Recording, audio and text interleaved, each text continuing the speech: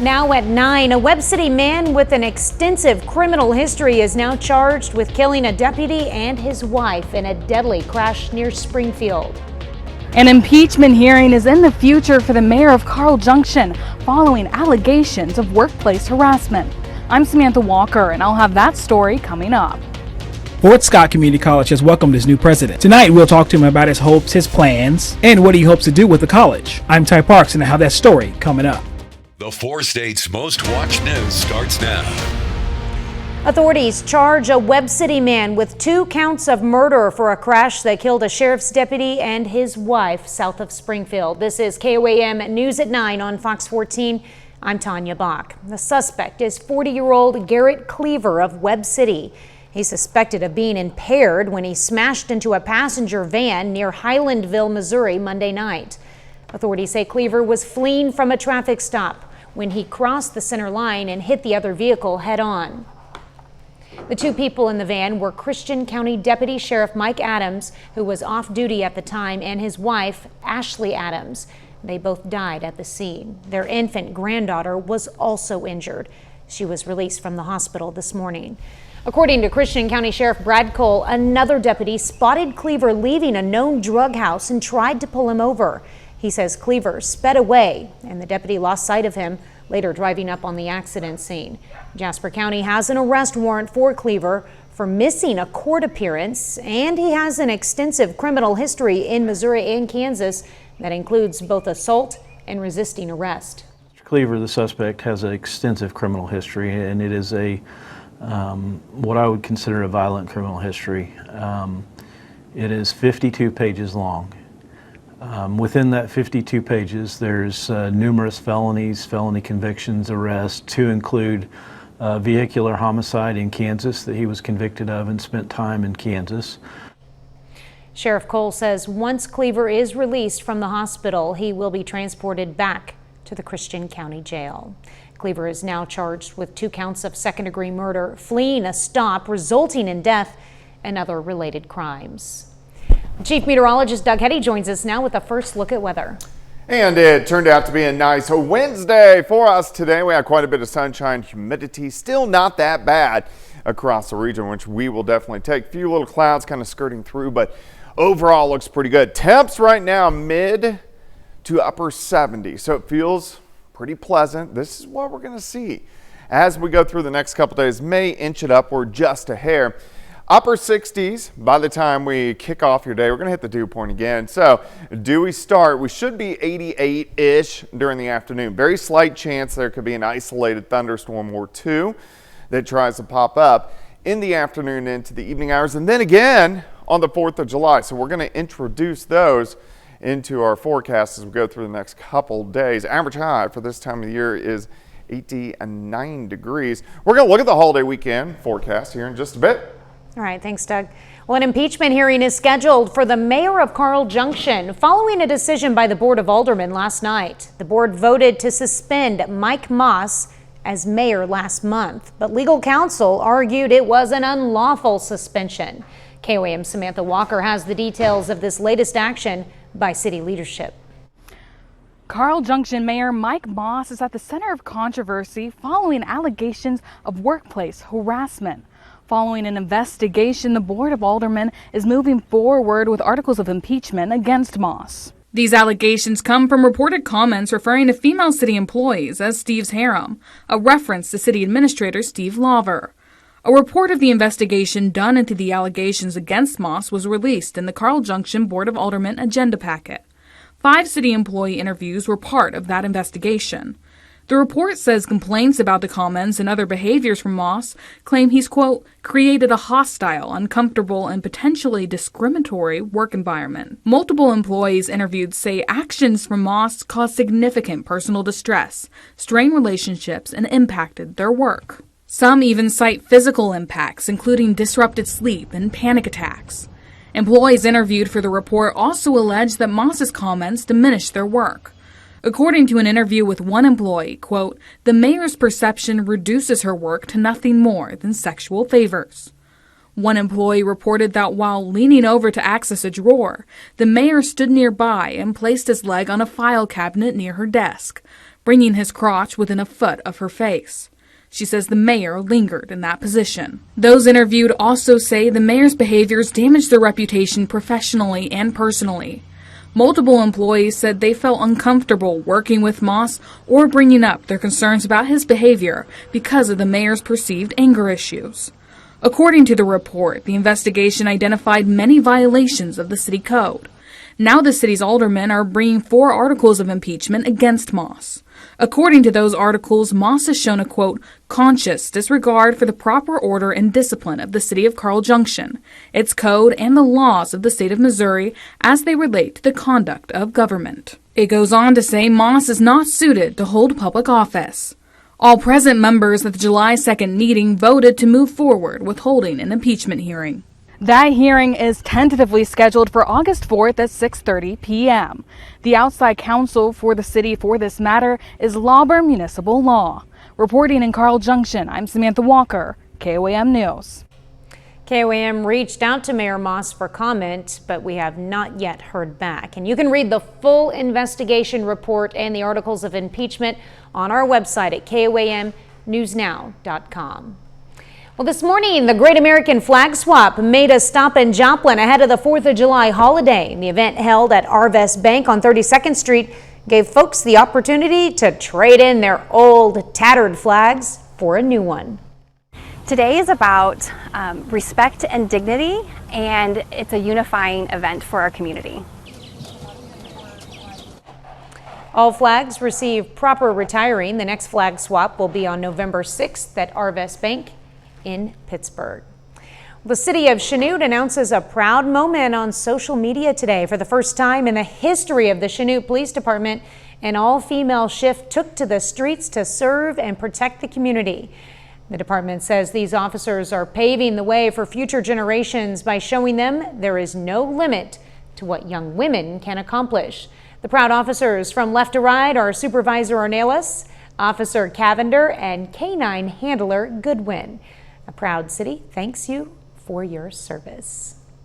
Well, coming up, crossing the finish line. It's a race to round up votes. I'm Rebecca Castor on Capitol Hill with the push to get the big, beautiful bill across the finish line. But up first, grilled meats can be risky, but we've got tips to help keep your 4th of July feast safe. While agencies like the Consumer Product Safety Commission urge people to use caution when handling fireworks, listening to the show can also lead to some health risk. Fox's Gary Baumgarten has more on the importance of protecting your ears this 4th of July. As preparations for 4th of July celebrations get underway across the country, health experts are warning of the dangers of setting off fireworks. One of the biggest concerns can be heard right away. You can experience muffled hearing or tinnitus, which is ringing in the ears, pretty immediately after exposure to a loud sound. American Hearing and Audiology says explosions from fireworks can be louder than a jackhammer or a plane taking off, making it a severe risk for hearing loss. Fireworks displays can come in at a loudness level of between 120 to 170 decibels, and the World Health Organization notes 140 dB is about the loudest sound level that a human adult should be exposed to. Audiology experts like Kelly Bailey at Purdue University say the length you listen to loud noises can also damage your hearing. OSHA defines about 85 decibels where they recommend wearing hearing protection because that's a level where if you're exposed to that for a few hours, you put yourself at risk for hearing loss. Bailey says the time is cut in half for every 5 decibel increase. Meanwhile, audiology experts recommend hearing protection to keep your ears safe around fireworks. And we often even suggest doubling up on hearing protection, so wearing foam earplugs plus earmuffs over your ears to really reduce that decibel level. Keeping a safe distance from the display can also help to reduce the risk of hearing loss. Gary Baumgarten, Fox News. Well, grilled meats are some of the most popular foods for the 4th of July, but they can also be hazardous to your health if not prepared properly. Never use a wire grill brush, as the bristles can detach and become lodged in food. Dietitians also recommend using a meat thermometer to ensure the proper internal temperature is reached. Now, meat can quickly become unsafe if it's left out too long, as hot weather creates an optimal environment for bacteria to multiply. It's important to be mindful the amount of time meat is out your events.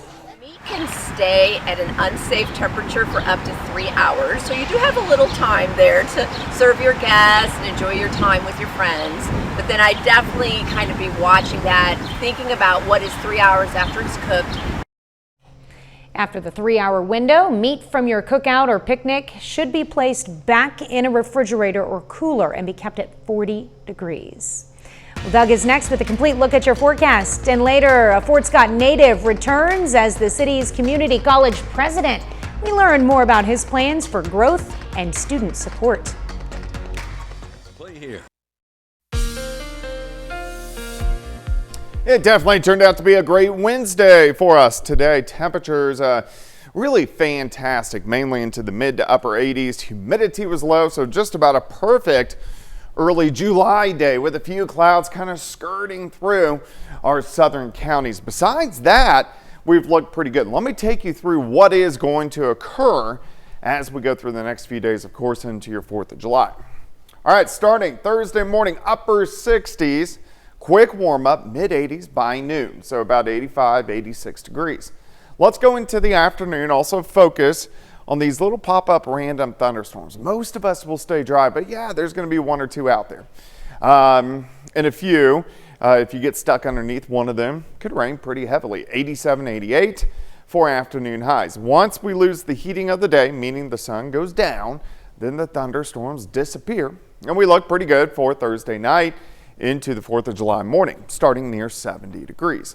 Let's go through the morning hours. Again, here's the noon hour. Hit or miss pop-up thunderstorm. Most of us dry, but there are going to be a few that are out there into the afternoon. Here's 4:30 p.m. upper 80s, and then once we lose the heating of the day, then they're gone. But we do want to track some thunderstorms to our west that will try to work in as we get into Friday night and also Saturday morning. 85 by noon, 88 for a high. That's going to be on your Thursday. Let's go into the 4th of July. Again, we are going to have a few random little pop-up thunderstorms afternoon into the evening hours, but overall it looks pretty good. Humidity a little bit higher. 86 by noon, 89 by 5. We'll drop back near 80 just in time for fireworks displays. Heading into the holiday weekend, here's that batch of thunderstorms Friday night. I said we kind of need to keep our eyes on. So scattered showers, few thunderstorms kind of drifting through, and then pop-up thunderstorms once again as we get into the afternoon hours on Saturday. We have a front that's going to kind of stall out on top of us, giving us recurring scattered showers and thunderstorms, something we've been very accustomed to throughout the summer. And then again, Sunday afternoon, a few scattered pop-up showers and thunderstorms, and lasting even into Monday as well. Even into Tuesday. So our rain chances really starting to go back up, especially as we get into next week.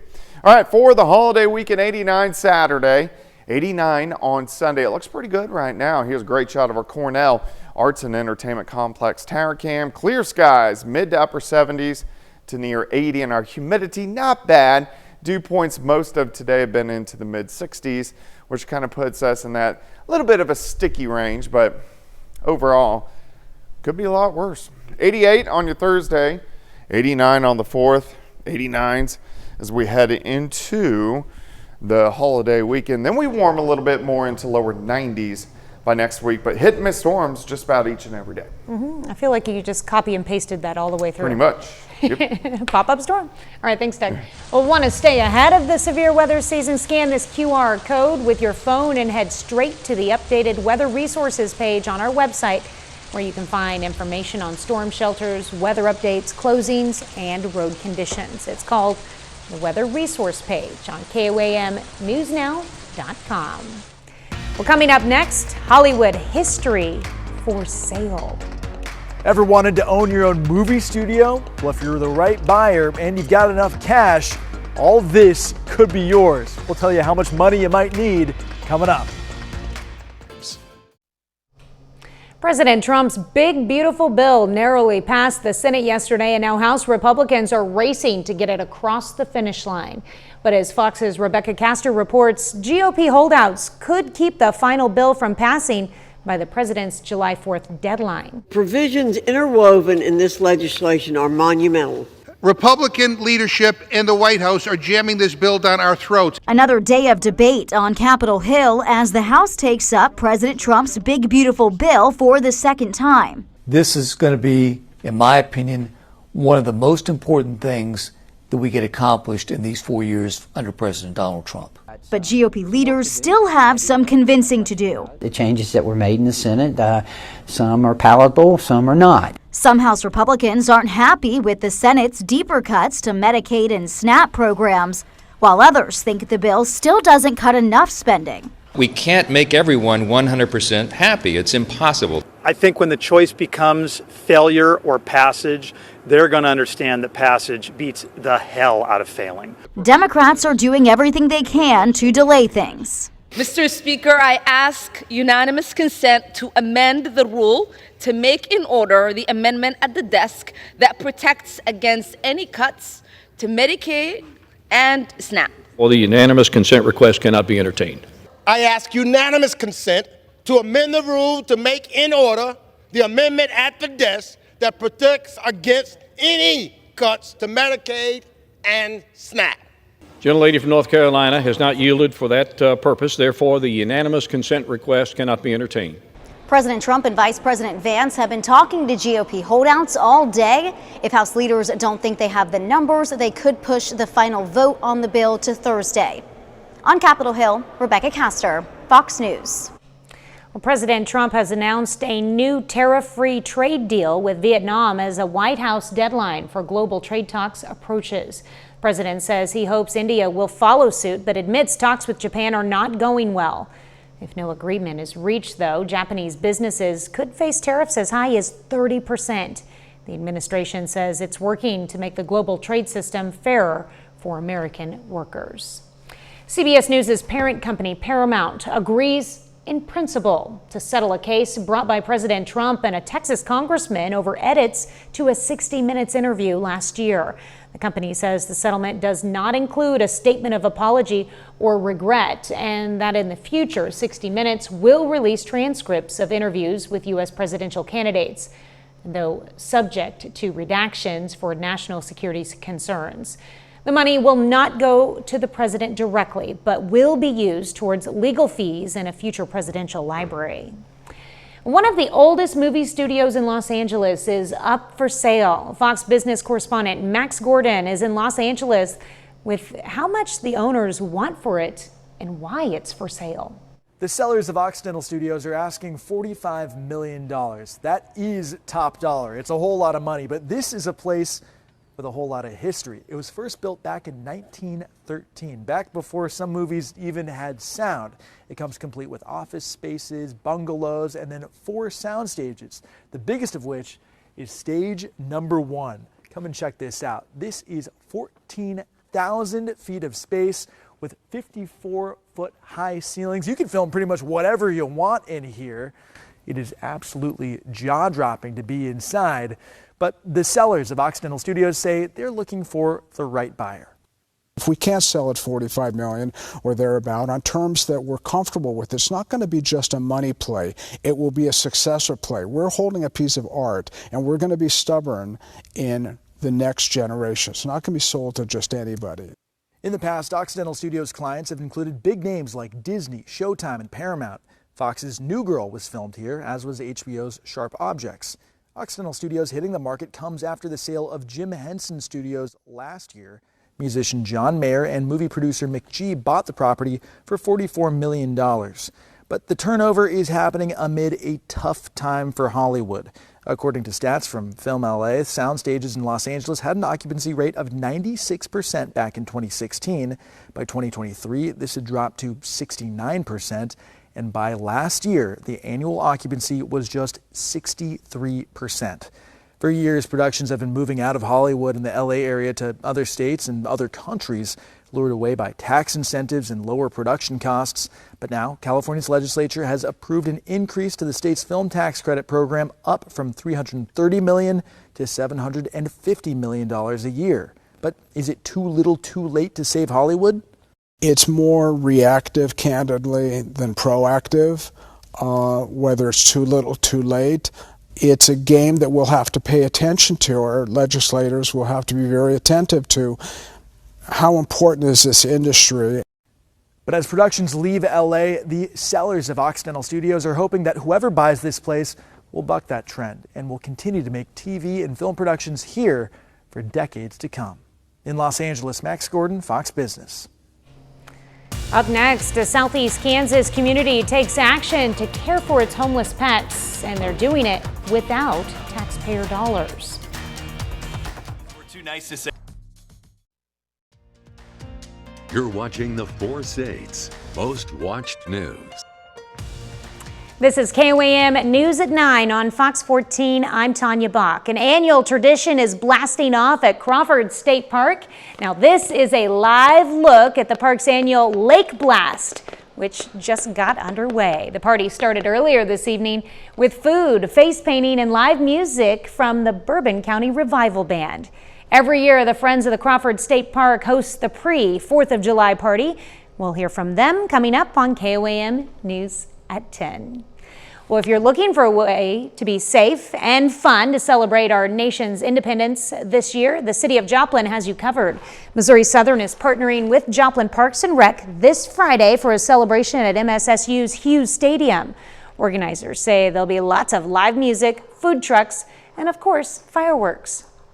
It's a good opportunity to come together as a community, as family and friends to do that, but do it safely. They can watch a great fireworks show, and they can also enjoy the food trucks, the bounce houses, the other entertainment, music. People don't like to go out and buy fireworks or spend a lot of money on that, and some don't feel safe doing it at home. So this is a great opportunity for those to come out and enjoy fireworks.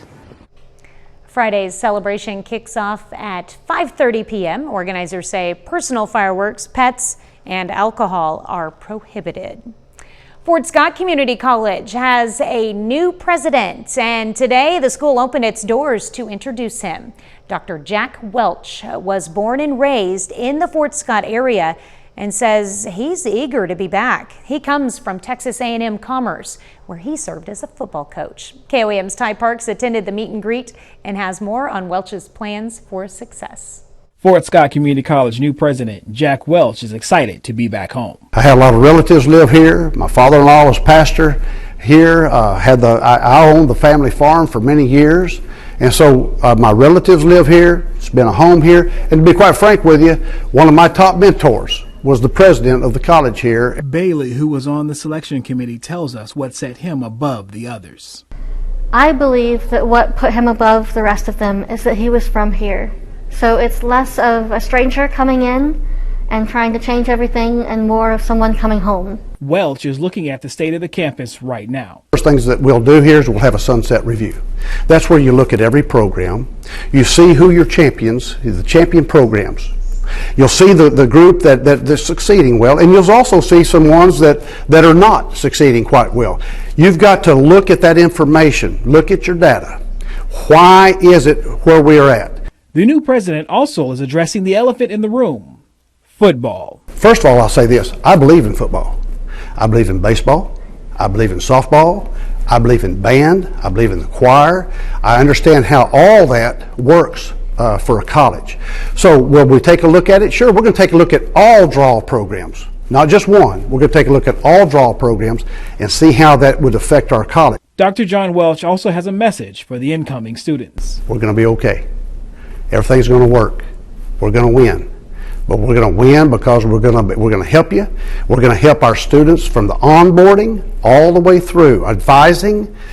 These are the things that hurt colleges right and left. Being friendly to them, helping them, taking them from one step to the other. At Fort Scott Community College, Ty Parks, KOAM News. President Welch says he plans to make Fort Scott Community College an elite Kansas institution. Well, Doug is next with a complete look at your forecast. And later, Diddy Combs finds out his fate in a Manhattan federal courthouse. I'm Connor Hansen in New York. I'll have the details coming up.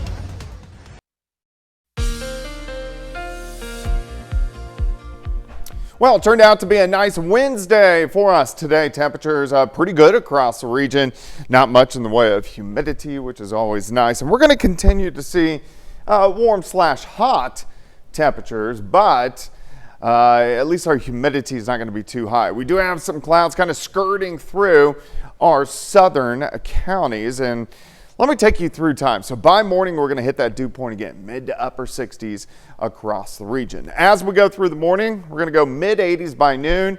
During the afternoon, here's about 4 p.m., 89 Lamar, 89 Anderson, 87 in Miami, Pittsburgh, right about 90. But there are going to be a few isolated hit and miss storms. Most of us are going to stay dry, but yes, there's going to be a few out there into the evening hours. Again, most of you dry. Anything that does pop up will die down once we lose the heating of the day, meaning the sun sets. As we start your 4th of July, quick warm up, low to mid 80s by noon, but already some spotty hit and miss storms pushing through during the afternoon. A little more numerous on Friday. Upper 80s. Good news here is once we lose that heating of the day, they dissipate again. So just in time for fireworks, and then we'll track a few storms out toward the west once we get into Friday night. All right, first off, Thursday, 70 to start, 85 by noon, high temp, 88. Let's go into your 4th of July. So as we kick off the day, 86 by noon, 89 for a high, 79 by fireworks, but there are going to be some hit and miss little random storms as we go into the afternoon hour. So we'll keep our eyes on that as well. All right, so let's go into the weekend. Scattered showers, few thunderstorms trying to get in Saturday morning. There's a front that kind of drapes in, then hit and miss storms once again as we go into the afternoon. Not a rain out by any means, but we are going to be dodging some storms. Here's Sunday morning, scattered thunderstorms kind of falling apart, but still some hit and miss ones as we get into Sunday afternoon. This trend is going to continue as we go into Monday, even into Tuesday. So a little wetter pattern, especially as we get through next week. Holiday weekend, 89 Saturday, 89 Sunday, highs near 90 degrees each and every day. It looks pretty good right now. Great shot of our Cornell Arts and Entertainment Complex. Temps are sitting into the mid 70s. Humidity is not bad. Dew points into the mid 60s to 70. They come up, but mainly in that 60 to 65 degree range through the day, which means not bad to a little bit sticky. And we haven't had much of a heat index. We're not going to see a terrible one tomorrow. Heat index is about 93 to about 95 degrees. All right, upper 80s. Next couple days, 89 on the 4th into the holiday weekend. 91 Monday, lower 90s, a little bit warmer as we go into next week. All right. Well, I mean, I'd like to keep it in the 80s, though. Yeah, that's hard to do in July. Yeah, I know. And then you got the humidity on top of it, so it just feels hot. Yep. All right. Thanks, Doug. Well, don't forget, you can be the first to know about the day's weather with the KOAM Skywatch weather app. Get severe weather updates sent straight to your phone free of charge. It's available in the Apple App Store and the Google Play Store. It's called the KOAM Skywatch weather app. Well, still ahead, the St. Louis Cardinals try to avoid getting swept by the Pittsburgh Pirates. Plus, the Joplin Outlaws go for their 7th win in a row. John Dales has those stories and more up next in sports. The Joplin Outlaws are red hot right now. For a majority of the season, they've been in a 3-horse race for first place in the Mid-America League alongside Abilene and Sherman, but Joplin is starting to distance itself with a 6-game winning streak. Second of a 3-game set between the Outlaws and Shadow Cats on a beautiful night for baseball. Angus the Outlaw makes his first appearance the 2025 season. Top of the first, Sherman threatening with runners on first and second. This grounder nearly gets to the outfield. Blake Wilson slows it down and then quickly fires home in time to get the out at the plate. Nice play by the Joplin shortstop to keep us scoreless. We fast forward to the bottom of the 4th. Outlaws up 1-0. Carson Hilton doubles that lead with this RBI single. Makes it 2-0 Joplin. And that'll be a sign of things to come. Later in the inning, Wilson sends this one into the gap in left center. That scores another run, and he hustles into second safely heads up base running, puts him in scoring position. Then Rayvon Morgan comes to the plate and he laces this pitch into right field. Wilson turns on the Jets and he's safe at home. Outlaws score 3 in the 4th. They're on the cusp of a 7th straight win. As we come on the air, they lead 7-1 in the 8th. In Major League Baseball, in tonight's Diamond Deep Dive, the Cardinals, they've been shut out by the Pirates 2 nights in a row. And in the final game of the series this afternoon, St. Louis hopes to not only avoid a sweep, but to simply score some runs. Bottom of the 2nd is where we pick it up. No score until this base hit from Tommy Pham into left field. And just like that, the Pirates score the first run of the game. Next half inning, Mitch Keller, he's the starting pitcher for Pittsburgh, and he gets Mason Wynn to look at strike 3. That strikeout makes him the all-time record holder for strikeouts at PNC Park. Later in the 3rd, runners on the corners, Thomas Sajaci hits a bouncer between short and 3rd, and he is out by a half step at 1st. We'll show it again. That ends the inning, and when you're in a slump like this, it just feels like plays like these never go your way. Bottom of the 7th, Pham delivers his 2nd RBI single of the day, the former Cardinal coming back to haunt the Redbirds, and that sparks a rally. 2 batters later, Isaiah Kiner-Falefa shoots one into center, 2 more runs score. Next batter, Spencer Horwitz pulls it into right, and another run crosses the plate. Cardinals will have to shake this series off. They not only get swept, but they don't score a single run in all 3 games. Final score this afternoon, 5-0. The Royals, they got back in the win column last night in Seattle. Now for the 3rd night in a row, they score the first run of the game against the Mariners. That came on an RBI single from Salvador Perez in the top of the 6th inning. And the score, it remains 1-0 now into the 4th inning. Royals starting pitcher Noah Cameron has 3 strikeouts in 3 innings of work. We also get the Major League Baseball All-Star starters released today. We thought maybe Bobby Witt Jr. from the Royals would get there, but he doesn't. Nobody from the Cardinals or Royals do get named starters. We'll find out the rest of the team, though, later this weekend. Well, it didn't help that the Royals especially had so many losses leading up. Now maybe, hopefully they are turning things around. Yeah, definitely. He's a great player, but you need your teammates to help pick you up if you want to all-star voting, something like that. That's for sure. Yeah. All right, thanks, John. We're back with more news after this.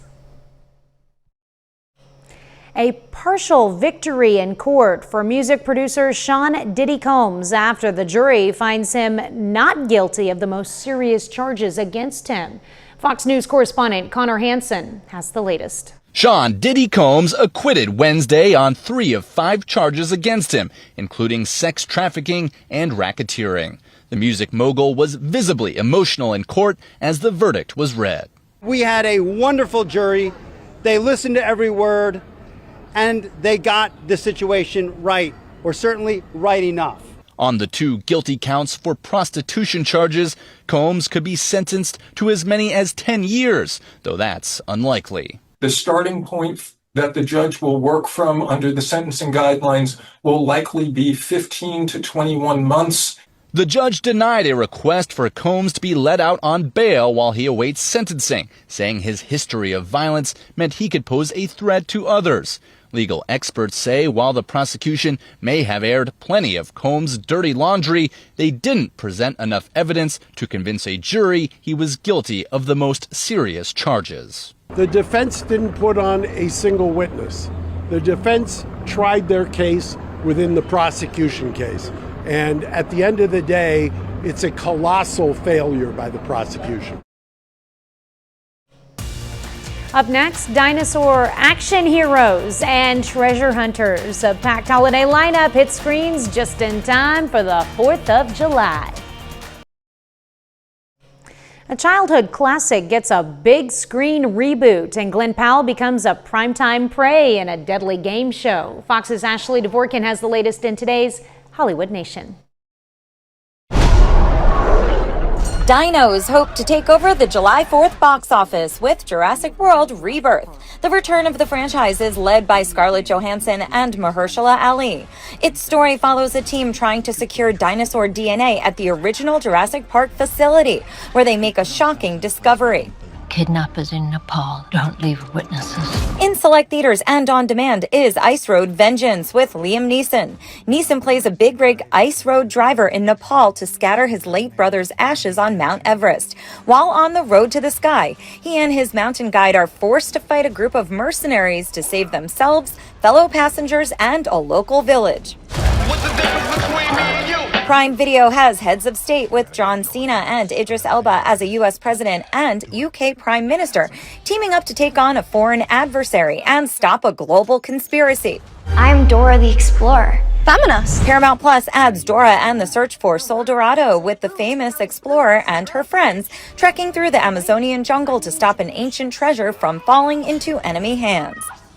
You and your friends don't have much time left. On Netflix, Charlize Theron returns and Uma Thurman joins in on the action for The Old Guard 2. The thriller follows Andy grappling with a resurfaced long-lost immortal on her mission to protect humanity. One day you'll understand. In Hollywood, Ashley Dvorkin, Fox News. And that's our time for tonight. Thank you for joining us. We're going to leave you with video of a newborn bongo calf at the Houston Zoo. Have a great night and an even better tomorrow.